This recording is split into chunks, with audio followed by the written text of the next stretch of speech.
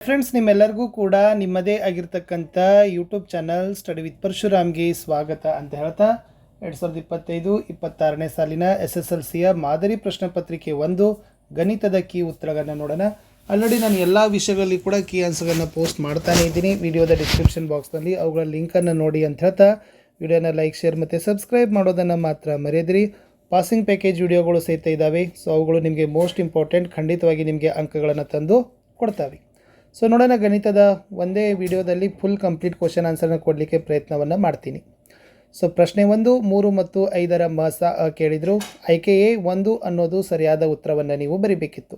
ಎರಡನೇ ಪ್ರಶ್ನೆ, ಚಿತ್ರದಲ್ಲಿ y = p ಆಫ್ ಎಕ್ಸ್ನ ಬಹುಪದೋಕ್ತಿಯ ಶೂನ್ಯತೆಗಳ ಸಂಖ್ಯೆ ಅಂತ ಕೇಳಿದರು.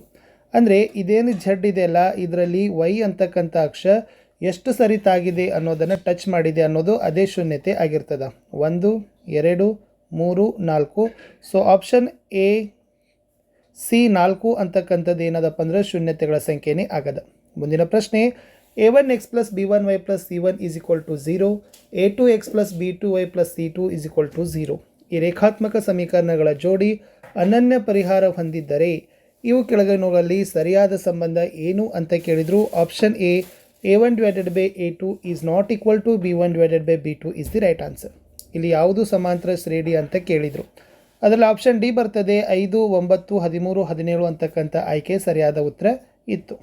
ಮುಂದಿನ ಪ್ರಶ್ನೆ 5, ಆವೃತ್ತಿ ವಿತರಣಾ ಕೋಷ್ಟಕದಲ್ಲಿ ಮಧ್ಯಾಂಕದ ವರ್ಗಾಂತರ ಯಾವುದು ಅಂತ ಕೇಳಿದರು.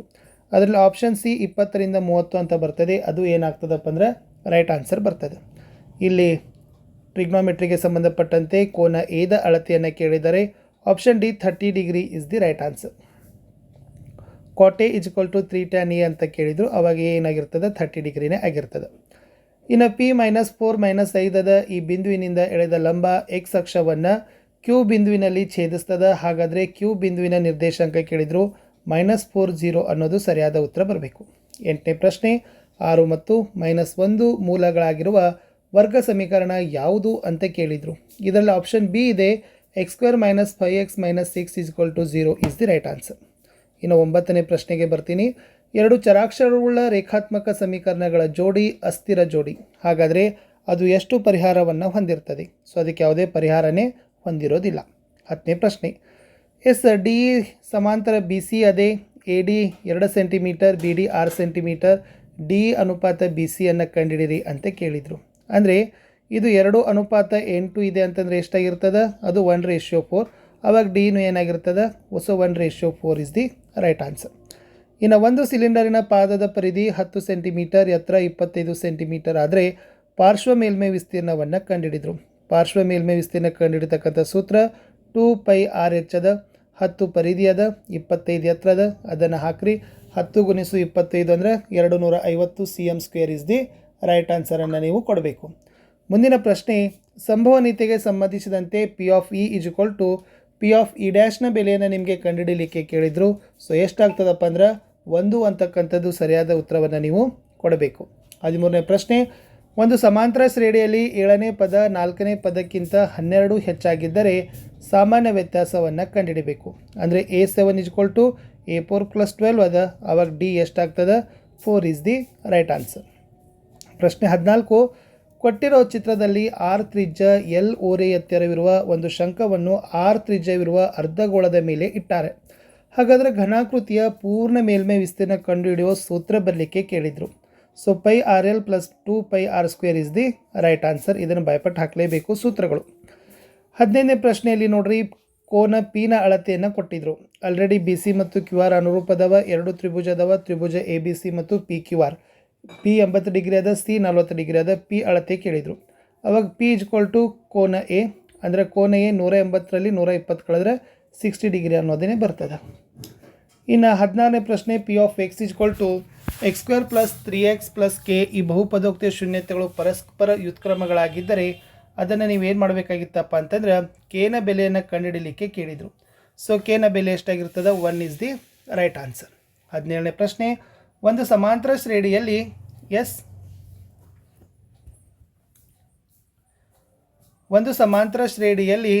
S20 = 820 ಅದ. ಓಕೆ, A20 = 790 ಅದ. ಹಾಗಾದರೆ ಮೊದಲ ಪದವನ್ನು ನಿಮಗೆ ಕಂಡುಹಿಡಿಲಿಕ್ಕೆ ಏನು ಅಂದರೆ ಕೇಳಿದರು. ಇಲ್ಲಿ ಏನು ಬರಿಬೇಕಂದ್ರೆ S20 = 820, A20 = 90, N ಅಂದರೆ 20 ಅದ. ಓಕೆನಾ? ಸೂತ್ರ ಏನದ? SN = N/2 A + AN ಅಂತ ಅದ. ಅದರಲ್ಲಿ ಬೆಲೆಗಳನ್ನು ತುಂಬ್ರಿ 3 ಅನ್ನೋದೇ ಉತ್ತರವನ್ನು ನಿಮ್ಮದು ಬರಬೇಕು. ಇನ್ನೊಂದು ಲೆಕ್ಕ ಅದ, 201 ರಿಂದ 401 ನಡುವೆ 6ರಿಂದ ಭಾಗವಾಗುವ ಎಷ್ಟು ಸಂಖ್ಯೆಗಳಿದ್ದಾವೆ ಅಂತ ಕೇಳಿದರು. ಸೊ ನಮಗೆ ಗೊತ್ತಾಗ್ತದೆ 204 ರಿಂದ 396 ಅಂತ ಸಿಗ್ತದೆ. ಆವಾಗ ಇದರಲ್ಲಿ ನಾವೇನು ಮಾಡಬೇಕಪ್ಪ ಅಂತಂದರೆ 204 ಮೊದಲ ಪದ, 210 ರಲ್ಲಿ 204 6 ಅಂತಕ್ಕಂಥದ್ದು ಸಾಮಾನ್ಯ ವ್ಯತ್ಯಾಸ, AN 396, N ಅನ್ನು ಕಂಡುಹಿಡಬೇಕು. ಅವಾಗ ಏನು ಕಂಡುಹಿಡಬೇಕಾದ್ರೆ AN = A + N - 1 × D ಅನ್ನೋ ಸೂತ್ರವನ್ನು ಹಾಕಿದಾಗ ಸೊ ನಮಗೆ ಎಷ್ಟು ಬೆಲೆ ಬರಬೇಕು? 33 ಅನ್ನೋದು ಬೆಲೆ ಬರಬೇಕು. ಇಷ್ಟು ಸಿಂಪಲ್ಲಾಗಿ ನೀವು ಆನ್ಸರನ್ನು ಅದನ್ನು ಬರೀಬಹುದಾಗಿತ್ತು. ಮುಂದಿನ ಪ್ರಶ್ನೆ, ರೇಖಾತ್ಮಕ ಸಮೀಕರಣಗಳ ಜೋಡಿಯನ್ನು ಸೂಕ್ತ ವಿಧಾನದಿಂದ ಬಿಡಿಸಬೇಕು. ಏನು ಕೊಟ್ಟಿದ್ದಾರೆ? 2x + y = 8 ಅದ, 3x - y = 7 ಅದ.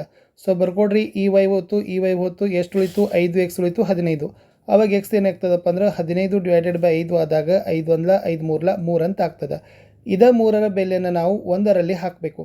ಅಂದರೆ 2 × 3 + y = 8, 2 3 6 + y = 8. y ಏನಾಗ್ತದಪ್ಪ ಅಂದರೆ 8ರಲ್ಲಿ 6ಅನ್ನು ಕಳಿಬೇಕು. ಅವಾಗ 8ರಲ್ಲಿ 6 ಕಳೆದ್ರೆ 2, ಅಂದರೆ x ನ ಬೆಲೆ 3, y ನ ಬೆಲೆ 2. ಮುಂದಿನ ಪ್ರಶ್ನೆ, 2x² + 3x - 7 = 0. ಈ ವರ್ಗ ಸಮೀಕರಣದ ಶೋಧಕವನ್ನು ಕಂಡುಹಿಡಿದು ಮೂಲಗಳ ಸ್ವಭಾವವನ್ನು ಬರಿಬೇಕು. ಸೊ ಅವಾಗ ಬರ್ಕೊಡ್ರಿ, 2x² + 3x - 7 = 0.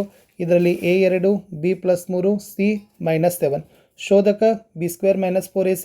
ಬೆಲೆಗಳನ್ನು ತುಂಬಿದಾಗ ನಮ್ಗೆ ಏನಾಗ್ತದಪ್ಪ ಅಂದರೆ 65 > 0 ಬರ್ತದೆ. ಅಂದರೆ ಮೂಲಗಳು ವಾಸ್ತವ ಮತ್ತು ಭಿನ್ನ ಅಂತ ಬರೆದ್ರೆ ಸಾಕು. ಇದೇ ಲೆಕ್ಕನ ಹೀಗೂ ಬಿಡಿಸ್ಬೋದು.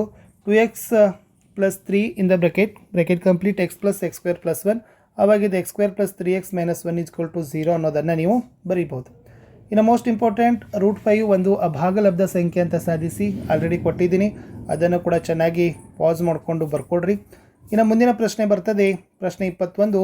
1 6 4 3 ಬಿಂದುಗಳನ್ನು ಸೇರಿಸುವ ರೇಖಾಖಂಡವನ್ನು 1:2ರಲ್ಲಿ ಆಂತರಿಕವಾಗಿ ವಿಭಾಗಿಸುವ ನಿರ್ದೇಶಾಂಕಗಳನ್ನು ಕಂಡುಹಿಡಿಯಿರಿ ಅಂತ ಕೇಳಿದರು. ಅವ್ರು ಕೊಟ್ಟಾಗ ನಾವು ಮೊದಲು x1 y1 x2 y2 m1 m2 ಅನ್ನು ಕಂಡುಹಿಡಬೇಕು. ಆವಾಗ ಸೂತ್ರದ P of xy = m1 x2 + m2 x1 / m1 m2, m1 y2 + m2 y1 / m1 + m2. ಆವಾಗ ನಮಗೆ 2 5 ಅನ್ನೋದು ಉತ್ತರ ಬರ್ತದೆ. ಸೊ ಈ ಬಿಂದುಗಳನ್ನು ನೀವೇನು ಮಾಡಬೇಕು? ನಿರ್ದೇಶಾಂಕಗಳನ್ನು ಬರೀತಕ್ಕಂಥದ್ದು. ಇನ್ನು 22ನೇ ಪ್ರಶ್ನೆಯಲ್ಲಿ R ಬೆಲೆಯನ್ನು ಕಂಡುಹಿಡಲಿಕ್ಕೆ ಕೇಳಿದ್ದಾರೆ. ಸೊ R ಬೆಲೆಯನ್ನು ನೀವೇನು ಮಾಡಬೇಕಾಗಿತ್ತಪ್ಪ ಅಂದರೆ ಕಂಡುಹಿಡಬೇಕಾಗಿತ್ತು. ಇಟ್ಸ್ ಅ ವೆರಿ ಈಸಿ ಆಗಿರ್ತಕ್ಕಂಥ ಪ್ರಶ್ನೆ ಇತ್ತು. ಸೊ ಅವಾಗ ಅದರಲ್ಲಿ tan P ಅದ, cos R ಅದ. ಸೊ ಅದನ್ನು ನೀವು ವೆರಿ ಸಿಂಪಲಾಗಿ ಏನು ಮಾಡ್ಬೋದು?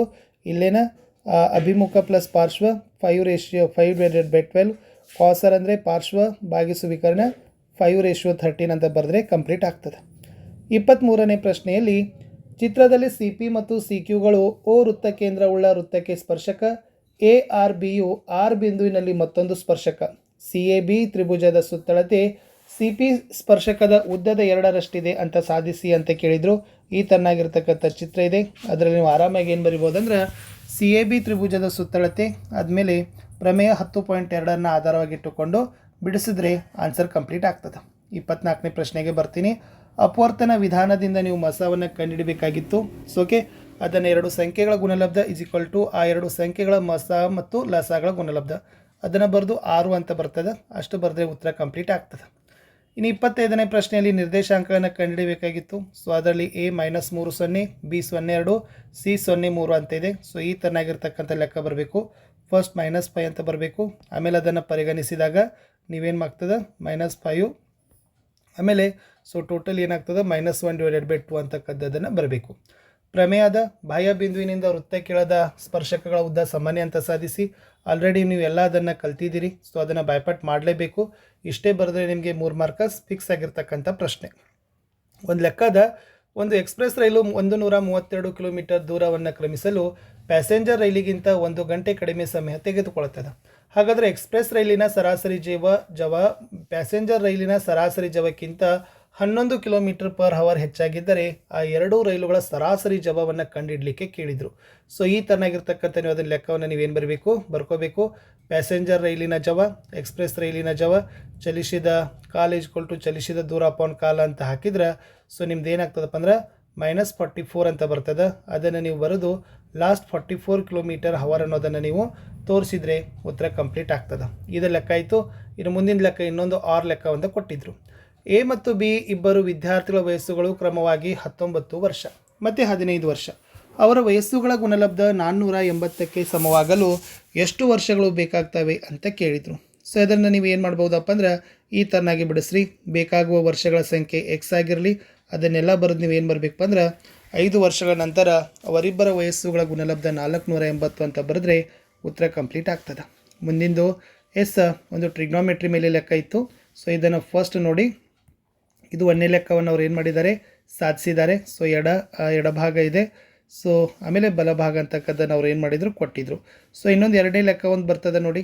ಸೊ ಈ ಥರನಾಗಿರ್ತಕ್ಕಂಥ ಲೆಕ್ಕ ಇತ್ತು. ಅದನ್ನು ಕೂಡ ನೋಡ್ಕೊಡ್ರಿ. sin θ / 1 - cos θ ಅಂತ ಇದೆಲ್ಲ. ಸೊ ಅದ್ರ ಲೆಕ್ಕ ಏನಾಗ್ತದಪ್ಪ ಅಂದರೆ ಇದು ಆಗ್ತದೆ. ಸೊ ಇದು 3 ಮಾರ್ಕಿಗೆ ಕೇಳಿದ್ದಾರೆ. ಸೊ ಟ್ರಿಗ್ನೋಮೆಟ್ರಿ ಮೇಲೆ ಇರ್ತಕ್ಕಂಥ ಲೆಕ್ಕ ಅದನ್ನು ಕೂಡ ಚೆನ್ನಾಗಿ ಪಾಸ್ ಮಾಡಿ ನೋಡ್ಕೊಡ್ರಿ. ಇನ್ನು ಇನ್ನೊಂದು ಪ್ರಶ್ನೆ, ಶೂನ್ಯತೆಗಳ ಮೊತ್ತ ಮತ್ತು ಗುಣಲಬ್ಧ ಕ್ರಮವಾಗಿ 2 ಮತ್ತು -8 ಆಗಿರುವ ವರ್ಗ ಬಹುಪದೋಕ್ತಿಯನ್ನು ಬರೀರಿ ಮತ್ತು ಆ ಬಹುಪದೋಕ್ತಿಯ ಶೂನ್ಯತೆಯನ್ನು ಕಂಡುಹಿಡಿಯಿರಿ ಅಂತ ಕೇಳಿದರು. ಇಲ್ಲಿ ಉತ್ತರ ಇದೆ. ಸೊ ಶೂನ್ಯತೆಗಳ ಮೊತ್ತ ಇದೆ. So alpha plus beta = 2. ಶೂನ್ಯತೆಗಳ ಗುಣಲಬ್ಧ ಅಲ್ಫಾ ಪ್ಲಸ್ ಬೀಟಾ = -8. ಸೊ ಒಟ್ಟಾರೆ ಶೂನ್ಯತೆ ಎಷ್ಟು ಬರಬೇಕಪ್ಪ ಅಂದ್ರೆ 4 ಮತ್ತು -2 ಅಂತ ನೀವು ಬರೆದ್ರೆ ಸೊ ಈ ಉತ್ತರ ಏನಾಗ್ತದಪ್ಪ ಅಂದ್ರೆ ಕಂಪ್ಲೀಟ್ ಆಗ್ತದೆ. ಓಕೆನಾ.